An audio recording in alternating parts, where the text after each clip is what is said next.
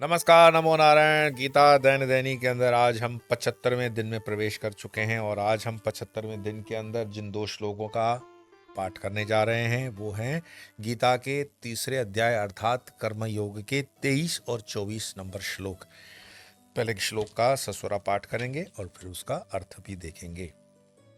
यदि अह्यम न वर्तेयम जातु कर्मण्येन्द्रितः मम वर्तमानो वर्तन्ते मनुष्या पार्थ सर्वशः उत्सिदेयुर्मे लोकान् न कुर्याम कर्म चेदहम शंकरस्य च कर्ता स्याम उपहन्यामि मा प्रजाः।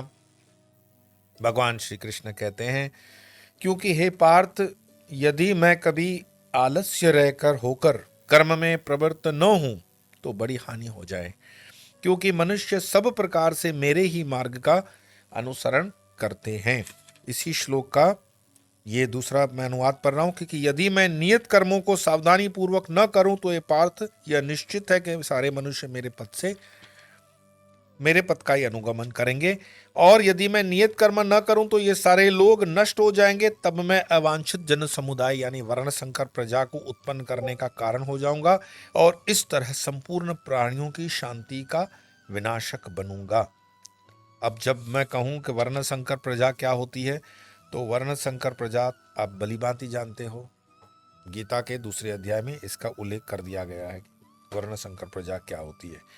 लेकिन भगवान कृष्ण यहाँ कहते हैं कि यदि मैं आलस्य से मतलब हो जाऊं, कर्म न करे, प्रकृति में, इसको हम पहले कह चुके हैं श्लोकों के माध्यम से कि प्रत्येक जीव को कर्म करना ही पड़ता है। कोई हिमालय में बैठ जाए बिल्कुल सब छोड़ छाड़ के, तो अंतिम कर्म भी श्वास लेने का उसे करना ही पड़ेगा। अगर वो श्वास लेने का कर्म छोड़ दे तो उसको ये पृथ्वी छोड़ देनी पड़ेगी। तो कुल मिलाकर के इसको लेमेन्स लैंग्वेज के अंदर हम ये समझ सकते हैं कि जब तक हम इस प्लेनेट अर्थ पे हैं, इस प्रकृति के तत्वों के साथ जुड़े हुए हैं, या फिर पंच ज्ञानेंद्रिय पंच कर्मेंद्रियों के संसर्ग में हैं, तब तक किसी न किसी प्रकार से हम कर्म करते हैं। और उस कर्म की विधा इस कर्म योग में भगवान श्री कृष्ण ने बताई है कि आसक्ति रहित होकर के करो। कोई आदमी मानो कि श्वास इस तरह से ले कि मैं बहुत कम श्वास लूंगा, नहीं लूंगा नहीं लूंगा, उसको पकड़ के रख ले, तो इससे ऐसा नहीं होगा कि उसके श्वास बढ़ जाएंगे, और नहीं नहीं लूंगा तो निश्वास होकर के उसको कोई सिद्धि प्राप्ति होनी नहीं। जो निश्चित कर्म है वो अपने स्वरूप में होता रहेगा, उसे कोई रोक नहीं सकता है। और कर्म चाहते हुए भी कई बार आप कितना भी रोक लो सहजता से, उपवास के दिन आप देखो, एकादशी का जो लोग उपवास करते हैं उनको अनुभव होगा, आप जब एकादशी का उपवास करते हो उसी दिन आपको बहुत चटपट खाने वाली चीजें भी याद आती हैं। जिस दिन निर्जला एकादशी होती है उस दिन आपको जल की स्मृति आती है, क्योंकि हमारे संस्कार 364 दिन के जो हैं वो मेजॉरिटेरियन संस्कार हैं कि भाई ये खाते हैं, ये पीते हैं, ऐसे चलते हैं।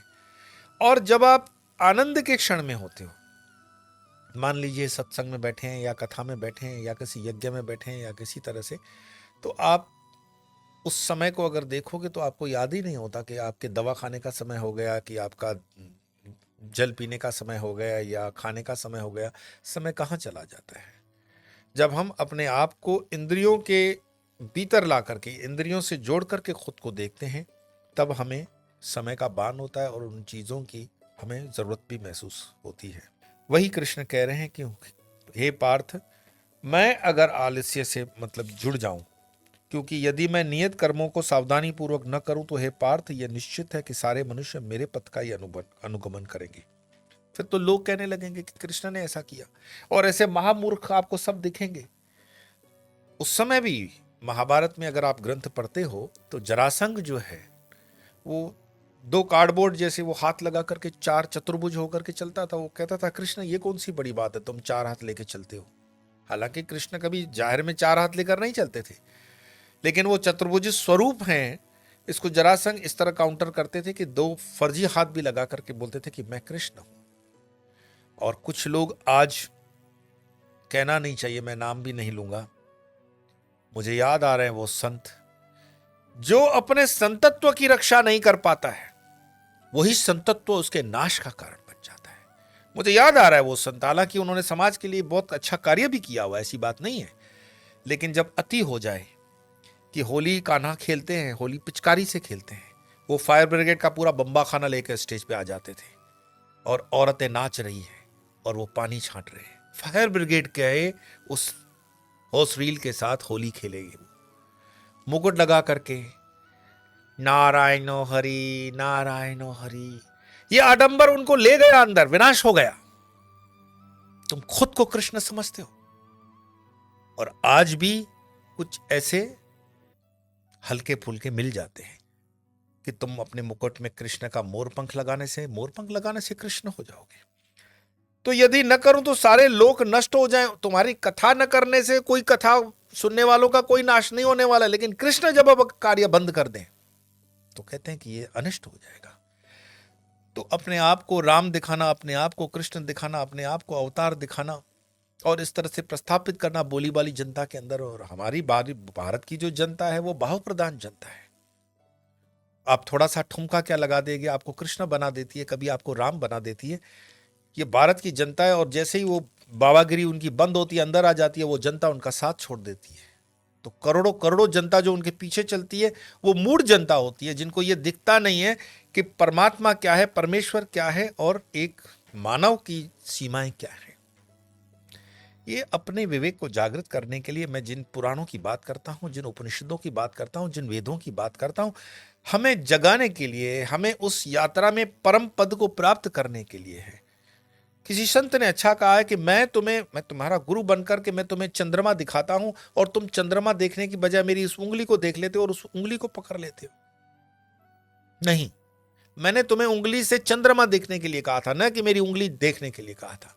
और हम चंद्रमा नहीं देखते हैं, हम उंगली देख लेते हैं।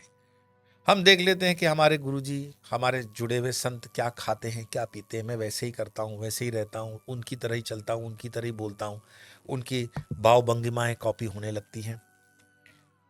ये कृष्ण के संदर्भ में भी बात आती है, ये राम जी के संदर्भ में भी बात आती है। तो क्योंकि हे पार्थ वाला जो श्लोक ये बताते हैं, यदि ये यम न वर्तयम जातु कर्मणि इंद्रियत मम वर्तमानु वर्तन्ते मनुष्य पार्थ सर्वश। और यदि मैं कर्म न करूं तो ये सारे लोग नष्ट हो जाएं और मैं संकरता का करने वाला हो जाऊं और इन प्रजाओं को नष्ट करने वाला बनूंगा। क्योंकि पूरा चक्र जो है, जो पूरा क्रम है, वो डिस्टर्ब हो जाएगा।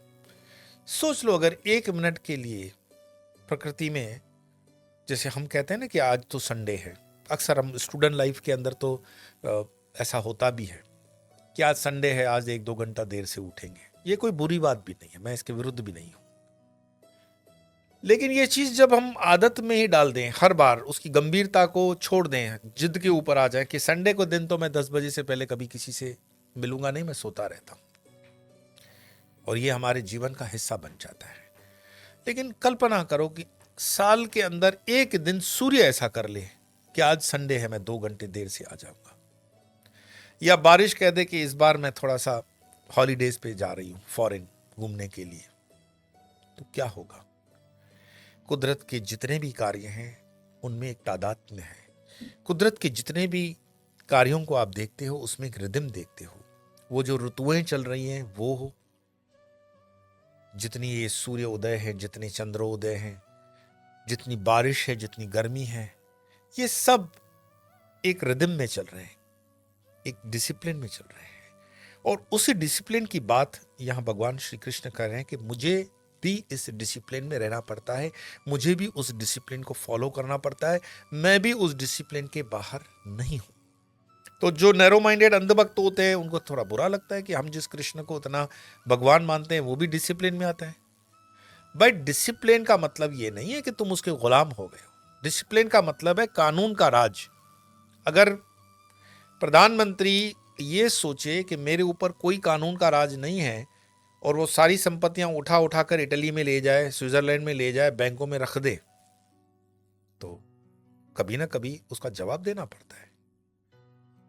आप नियम के ऊपर नहीं हो, आप भारत के ऊंचे सर्वोपरि सत्ता के पास हो, लेकिन वो उस सत्ता भी उस कानून के अधीन है।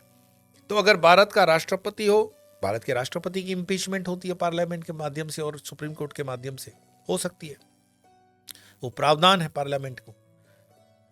उसी तरह प्रधानमंत्री की भी इम्पीचमेंट आप देखते हो यूएसए वगैरह में हो चुकी है, या उसका प्रावधान जो है वो स्पष्ट है। तो कोई भी पद सर्वोपरि नहीं है। अगर कोई भी पद सर्वोपरि नहीं है, उसी को जस्टिफाई करने के लिए कृष्ण कहते हैं कि नियमों के ऊपर तो मैं भी नहीं हूं, मैं भी नियमों के अंदर आता हूं। तो उन नियमों को आप समझे, उन नियमों को अपने जीवन में उतारें, और जहां तक हो सके नियमों का उल्लंघन न करें, चाहे वो पर्यावरण से हो, चाहे वो मानवता से हो, चाहे वो धर्म से हो, चाहे वो कर्म से हो। कर्म योग में है, इसीलिए कर्मों के भी नियमों का पालन ठीक ठीक करें हम। आध्यात्मिक दृष्टि से तो बहुत ज़रूरी है, ये हमारे जीवन का अंग बने। तो आज इन 2 श्लोकों का एक बार पाठ करके वाणी को विराम देंगे। आइए। यदि न वर्तेयं जातु कर्मण्येन्द्रियतः मम वर्तमानो वर्तन्ते मनुष्या पार्थ सर्वशः उत्सिदेयोर्मे लोकान् न कुर्यां कर्म चेदहं संकरस्य च कर्ता स्याम् उपहन्यामि मा प्रजाः। आज इतना ही, कल फिर मिलेंगे अन्य 2 श्लोकों के साथ। तब तक के लिए नमो नारायण।